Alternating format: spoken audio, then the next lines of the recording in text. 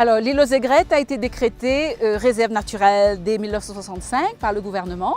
Et nous, on a pris, le Mauritian Wildlife Foundation a pris la gestion de la réserve à partir de 1986. Alors, qu'est-ce que vous allez trouver sur l'île ici? Une forêt tropicale, une forêt côtière, une forêt tropicale. Vous trouverez aussi des oiseaux, des tortues, des lézards, des geckos.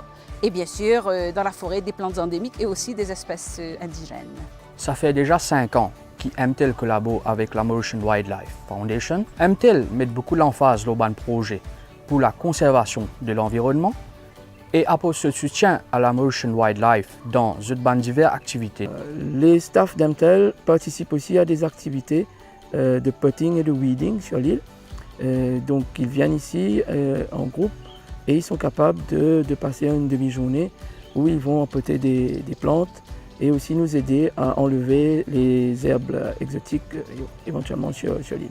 Au niveau du groupe Kurumji, nous avons toujours été fermement engagés à promouvoir le développement durable.